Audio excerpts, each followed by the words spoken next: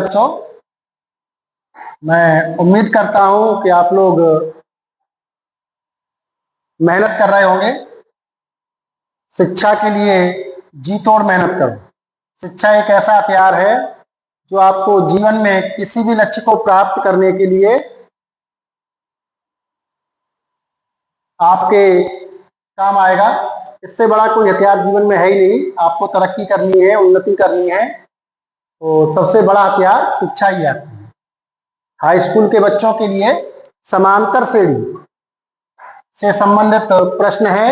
समांतर श्रेणी 27, 24, 21, 18, dot dot dot का कौन सा पद शून्य है? तो ये एक समांतर श्रेणी दिया हमें 27, 24, 21, 18 डॉट डॉट डॉट। इस तरीके से वो कम होती जा रही है।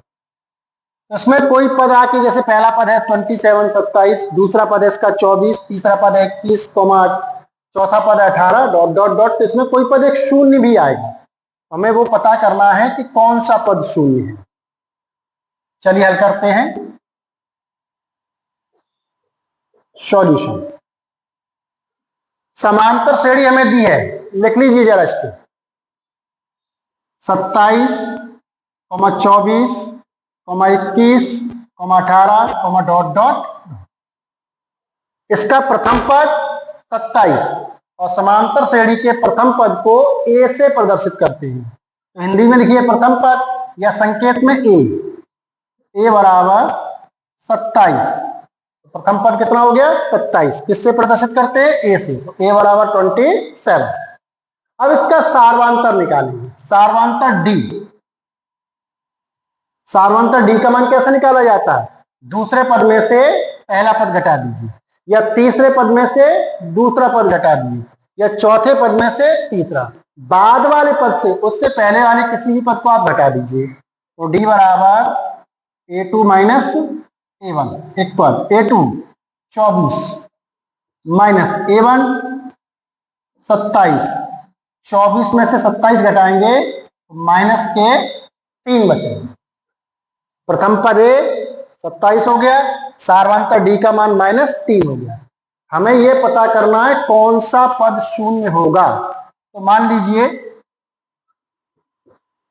माना एनवा पद, हिंदी में से एनवा पद कहते हैं, उसे संकेत में an से प्रदर्शित करते हैं। किससे प्रदर्शित करते हैं? an से। तो an बराबर 0। हमने मान लिया माना एनवा पद बराबर क्या होगा? 0। जो सवाल में दिया है कि कौन सा पद शून्य होगा, तो हमने मान लिया माना एनवा पद 0 होगा, या माना एनवा पद बराबर 0। एनवे पद को an से प्रदर्शित करते तो हमने संकेत में वो भी लिख दिया an बराबर 0। इसमें से एनवे पद का सूत्र an, इसका फॉर्मूला हम जानते हैं। an बराबर a plus n minus 1 into d. एनवा पद निकालने का फॉर्मूला। एनवा पद हमें दिया है, कितना है? 0। इसकी जगह पे लिखेंगे 0 इक्वल ए प्रथम पद 27 प्लस n का मान पता नहीं है, n का ही मान निकालना है, तो n को n ही दिखा रहने देंगे, -1 इंटू डी का मान -3। 0 बराबर 27 -3 का गुणा अंदर करना दोनों पदों में, तो -3 का गुणा प्लस n में करेंगे तो ये हो जाएंगे -3n।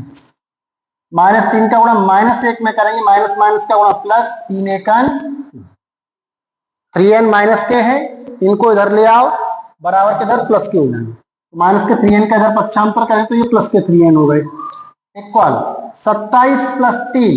27 और 3 को जोड़ेंगे तो ये कितने हो गए? 30। 3n equal 30। 3 का n में गुणा है, पक्षांतर करने पर क्या होगा? भाग। तो n बराबर 30 बट्टे में कितने आएंगे? 3। n बराबर 3 का भाग 30 में देंगे, कितना आएगा? 10। तो जो nवा पद हमने माना था 0, तो कौन सा पद है? n का मान कितना निकला? 10। तो लिख देंगे आता है 10वां पद शून्य होगा।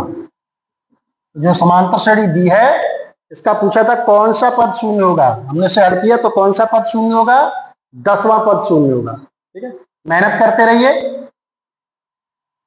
सवाल आसान है, थोड़ा सा अभ्यास करोगे। वीडियो को देखते समय केवल वीडियो ना देखें, रफ और पेन लेकर के बैठें। वीडियो देखते जाइए, उसके साथ आपको अभ्यास करना है। जितना आप अभ्यास करेंगे, एजुकेशन आपके लिए, शिक्षा आपके लिए, सवाल आपके लिए बहुत ही सरल होगा।